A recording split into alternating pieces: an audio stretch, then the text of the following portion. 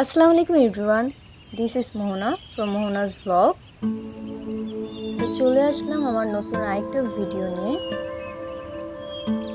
যাদের ঘরে money plant আছে, আজকের এই ভিডিওটা স্পেশালি তাদের জন্য। আপনার ঘরে যে কোনো কর্নারকে একটা ন্যাচারালি ফ্রেশ ভাইব দেওয়ার জন্য মানি প্ল্যান্ট একাই 100। আর এই মানি প্ল্যান্টের পেছনে কিন্তু উঠে পড়ে সময় ব্যয় করতে হয় না। জাস্ট ছোটোখাটো কিছু টিপস ফলো করলেই আপনার ঘরের মানি প্ল্যান্টগুলো সব সময় সুন্দর ও সতেজ থাকবে।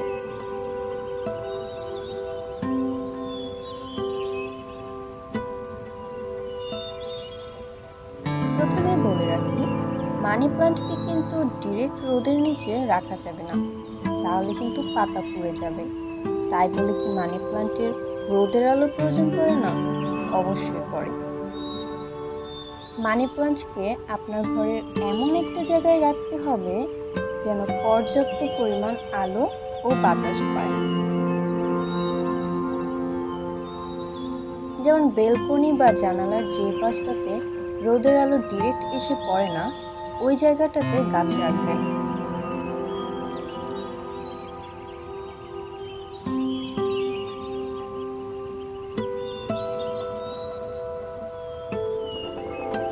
এখন আসি মানি প্ল্যান্টের যত্নে। আপনি যদি শুধু পানির মধ্যে মানি প্ল্যান্ট রাখতে চান, তাহলে অবশ্যই কমপক্ষে 1 সপ্তাহ পর পর পানি চেঞ্জ করতে হবে। মানি প্ল্যান্টকে ফ্রেশ রাখতে চাইলে অবশ্যই 2 থেকে 3 দিন পর পর পাতাকে পরিষ্কার করতে হবে। আপনার ঘরে স্প্রে বোতল থাকলে ডেইলি একবার করে পানি স্প্রে করতে পারেন। এতে আপনার মানি প্ল্যান্ট অলওয়েজ ফ্রেশ থাকবে।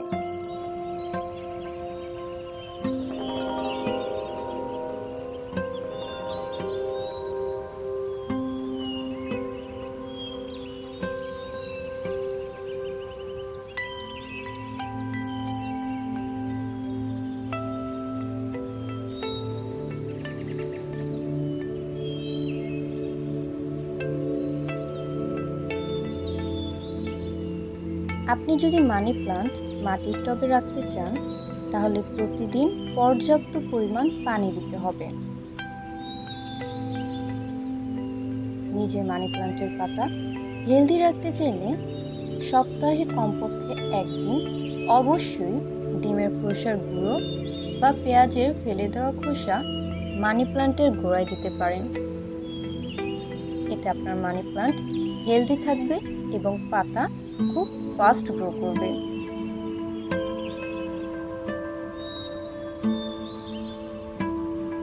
মানি প্ল্যান্টের পেছনে এজন্যই আমাদের ততটা খাটাখাটনি করতে হয় না। এভাবে এই টিপসগুলো ফলো করলে মানি প্ল্যান্ট নিজে থেকে গ্রো করবে। আজকের এই ভিডিওটা যাদের ভালো লেগেছে তারা অবশ্যই একটা সাবস্ক্রাইব করে দিবেন এবং রিঅ্যাক্ট দিয়ে দিবেন। সবাই ভালো থাকবেন। আল্লাহ হাফিজ।